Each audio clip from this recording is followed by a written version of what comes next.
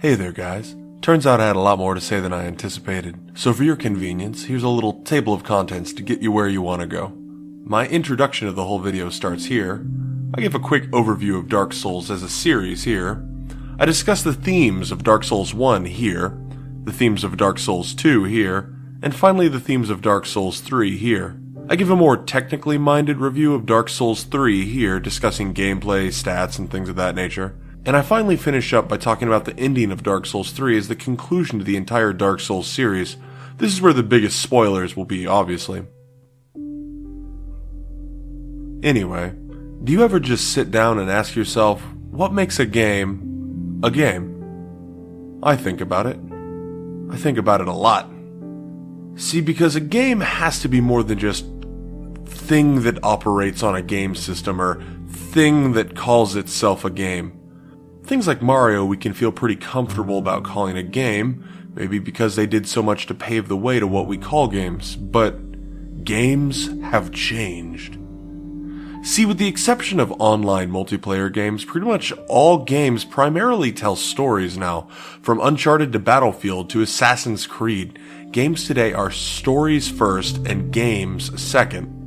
That isn't necessarily inherently wrong, but personally I don't pop a disc into my console to enjoy a good story. I play games to play a game. I can assure you with 100% certainty that I've never played a single game because someone said that the story was good. If someone said to me, "Hey man, have you played Infinite Undiscovery? It has a really deep and complex story," I would just answer with, "Sure, whatever man, but have you read Citing? It's crazy long and super in-depth about this fictional sci-fi universe." See, because games are not made to tell stories, at least not in the foregrounds. Books, movies, and hell, even paintings are inherently better at telling stories than games are. And it's because the engagement comes from the story. Whereas with a game, your primary means of engagement comes from action. Even in something as simple as a visual novel, which is 90% story, the primary thing that keeps a player involved in the story is action. Don't believe me? Would you play a dating sim or a visual novel with no choices? I wouldn't. That's called reading a book. At the end of the day, I think the thing that separates a game from other mediums is that the story takes a backseat to the gameplay. Even in games that put giant emphasis on story, like Metal Gear Solid or Heavy Rain, they have takeoff points, where the gameplay is pushed into the forefront, and from that point on is where the player gets into playing the game. Really clever games, like the aforementioned Heavy Rain, can integrate the story into the gameplay to make really unique and memorable moments. The weakness therein is that you're going to have a ton of moments where you're doing really benign things like walking around your house or having normal-ass conversations with people. What then, though, is the best way to tell a story in a video game? Not telling a story. The best way to tell a story in a video game is to not tell a story. Oh, the story should be there, and really there should be a whole lot of it, but you really gotta withhold it from the player so that they go looking for it themselves. It's a really new kind of concept. Really, matter of fact, the only thing I can think of that's even similar are like alternate reality games. The idea is to tell a story without words, to hide details throughout the game that imply more than tell a story. It's proactive storytelling. It rewards the player for digging into a story, with more story, because that's the way it operates. Players never feel bogged down by the story. The weakness with this game type is really only in its difficulty. The game has to be meticulous and deeply focused to pull something like this off, but other than that, I can't really think of many problems with it. I suppose that players that like tons of dialogue might not like it. Most players, though, should love it. If you like story, there's a great one hidden underneath the covers there for you. If you don't like the story, who cares? Don't look for it. And if you like a little of both, like I think most gamers do, you can enjoy the game at your leisure, playing the game when you want, and diving into the story when you want to dive into it. There are woefully few of these games. Journey does it pretty well, finding a fine balance between letting the player go on their own journey and letting them find out what the journey is about. On the other hand, Flower is entirely too vague. The gameplay certainly takes the front line, but the story is so much in the background I don't even know what the game is supposed to be about. I mean, it's clearly trying to tell some kind of story, but it becomes frustrating when not enough of the story is revealed. There is a vital balance between vagueness and obscured storytelling that you have to walk. Of course, the best example of storytelling in video games I can think of, and probably the whole reason you clicked on this video, is the Darksouls series, including Bloodborne, but not Demon Souls, but simply because I've never played it. The Darksouls series is something really special in games. I mean, really think about it. They are games that cater to hardcore and RPG markets, and yet have seen a mainstream success. It's really interesting because Dark Souls doesn't give you anything but the faintest glimmer of story. It requires you to read item descriptions and read environmental clues to put the story together. And yet it's a blockbuster AAA game. I don't know if it says something about the current game market or just the quality of Dark Souls. Either way, Dark Souls recently saw its final installment. But as a big fan of the game, I gotta say I'm kind of glad to see it go. But I'll get into that in a little bit. Let me give a very quick rundown of what Dark Souls is, as I see it. If the Elder Scrolls and I Wanna Be the Guy had a baby while Wheel of Time author James Oliver Rigney Jr. coached them along, you'd end up with something similar to Dark Souls. Dark Souls is a third-person fantasy game with all the tropes, swords, spells, and even dragons.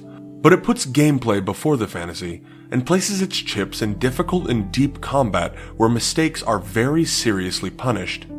Don't misinterpret that though. Nothing about this combat is realistic or even all that visceral.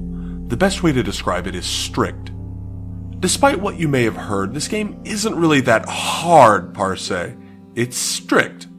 It demands that you play by the rules and will accept nothing less. So much of the game itself is built into that idea also. The games are really not very long. I beat Dark Souls 3 in less than 3 hours on my last run, and I wasn't even speedrunning it. That said though, my first playthrough took me just shy of 30 hours to beat, and in the course of 100%ing the game, I've dumped about 150 hours into it. See, your first time through the game is going to be confusing, difficult, and perhaps even mildly depressing as well. But the game was built with this in mind. See, part of the game is learning how to play the game. Understanding stats, learning which infusions work best for you, forging new paths to explore, learning the best way to deal with other human players. These things all take time, and the game is built to demand them of you. Neglecting just one will end in your death or your stubborn frustration. But see, here's where we get to the James Oliver Rigney Jr. stuff. Dark Souls doesn't simply hand-wave your death away. It's an established part of the lore that's actually hugely important to understanding the world.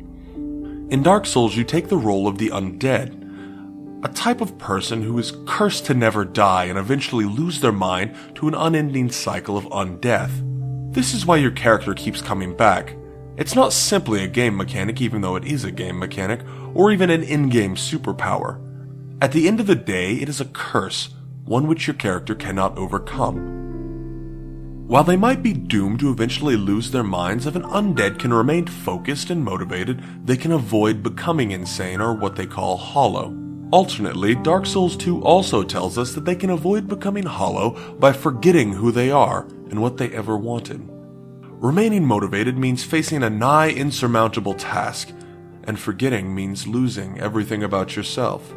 Mildly spoilers ahead as I discuss the themes of the first two Dark Souls games. Click here to skip. The two things I mentioned earlier, remaining motivated while facing a nigh insurmountable task, and forgetting yourself and losing everything, those were actually the themes of the first two Dark Souls games.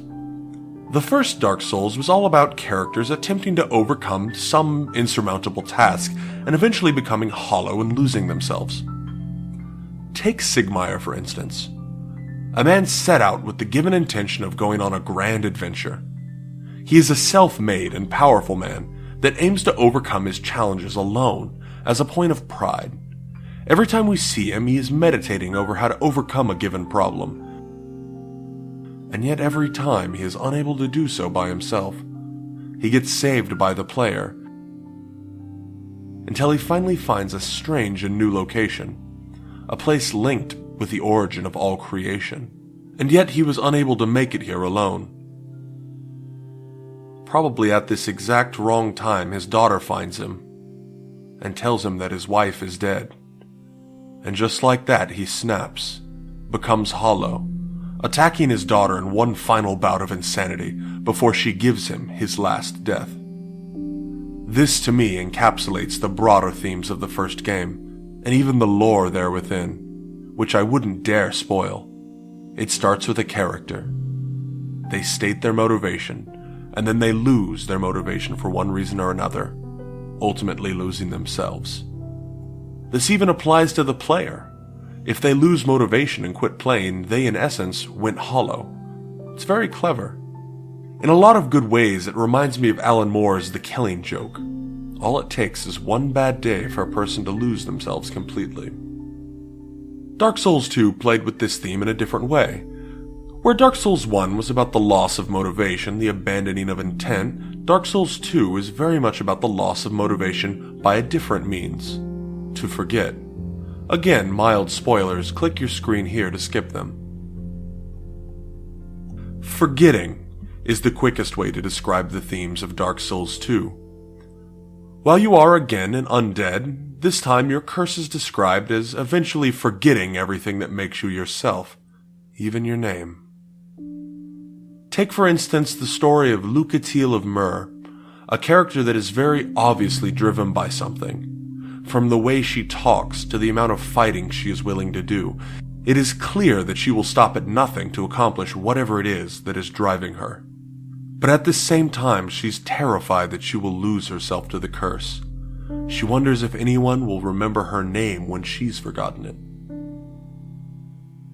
She eventually tells us that she came here looking for her brother, who was a superior swordsman in every way, and yet still lost himself to the curse. It is clear from the context and locations we speak to Lucatiel that she was trying to find her brother, possibly to best him before she lost herself, or perhaps to learn and try to avoid facing the same fate as him. But alas, when we meet her for the last time, she can barely remember us, and reintroduces herself again and again, begging and pleading with us to remember her name, as she's not sure how much longer she can remember it herself. To me, Sigmaier's story is sad in its own way. A great man losing the drive and lust for life he once had before dying a misguided death. But Lucatiel is completely tragic. To start with great aspirations only to forget them and wander lost and confused. Her final lines of dialogue get me every time.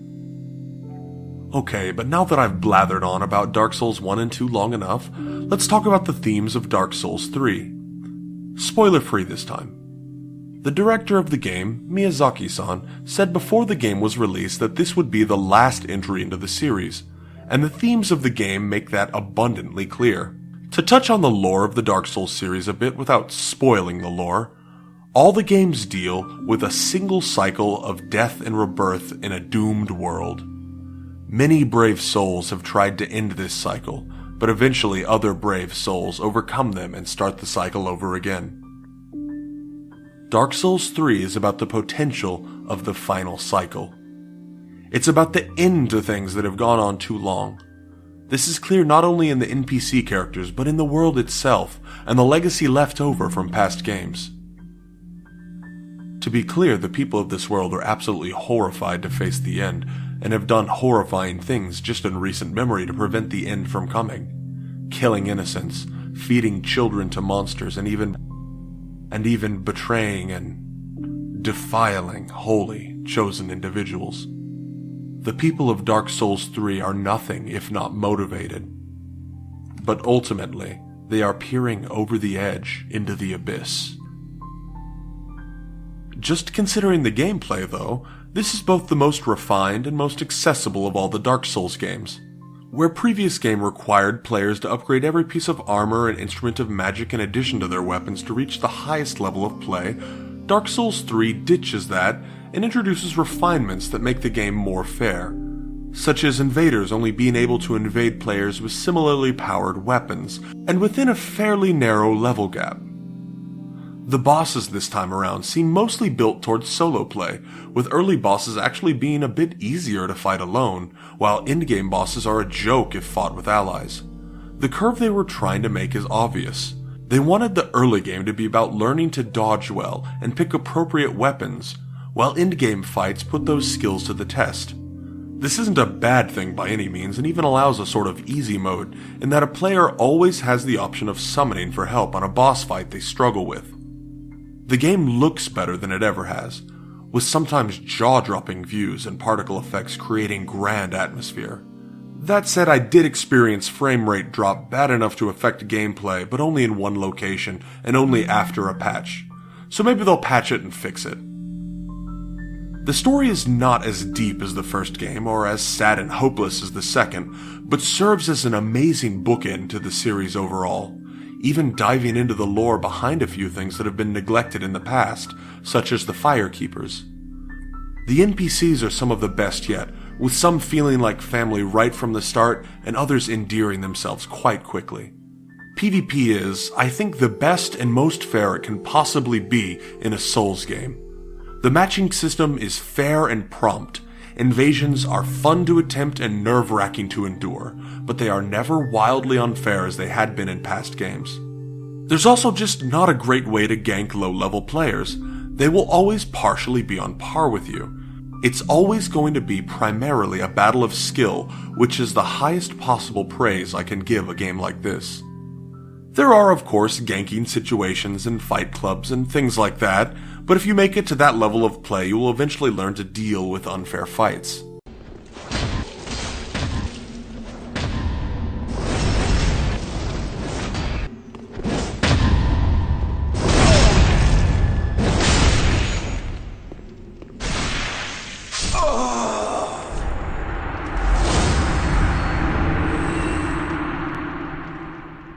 Overall, I rate Dark Souls 3 as excellent.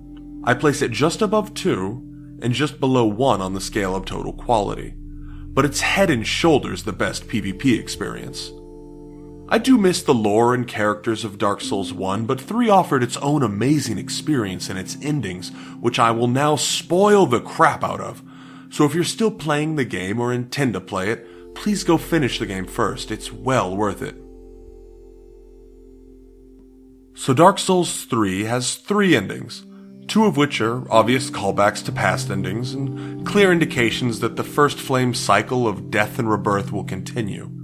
If you link the flame, or if you betray the flame and become the Lord of Hollows, you are continuing the grand cycle that the world is in: death, rebirth, betrayal, and realignment. Dark Souls 3, though, offered us an alternative to the continuation of the cycle. See, playing through the game so many times, I started to notice the black goo that comes out of hollows and bosses sometimes isn't just reserved to enemies. It makes up the foundation of buildings. It's behind bricks. It hides under the ground. It reveals itself in beings the inhabitants of the world called angels. If you ask me, I think it's the Abyss taking hold. With the world's one bastion against the Abyss, the Undead Legion, now acting as Lords of Cinder, the Abyss has slowly been reaching into the world, grabbing more and more of it. An agent of the Abyss even once being forced to rekindle the flame. There's no escape for the world at this point. The Abyss already holds too much of it. This is the last cycle, one way or another. The Abyss is seeing to that. But then there is the curious case of the Firekeeper's eyes. These things would allow a Firekeeper to peer beyond the flame, to extinguish the flame, to usher in not just a world of darkness, but something beyond the Abyss. And you ask the Firekeeper to do it. They know only striving to rekindle the flame. The Firekeepers, they dedicated their entire lives to tending the flames. And now, you ask not just to usher in an age of darkness. Ages of darkness, by the way, have always been eventually overcome. You ask to end the fire. You betray the flame in a way so profound, Age of Dark doesn't even apply to what you are asking. You are asking for darkness beyond any hex. a blackness deeper than the primeval serpents could fathom.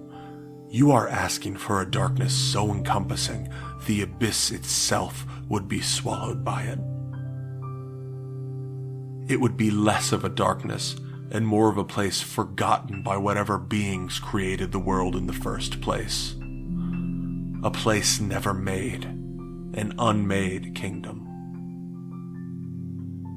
And yet she is willing to take the plunge. For you, unkindled one. She dives head first at your behest into a blackness unknown to any living creature. And you know what?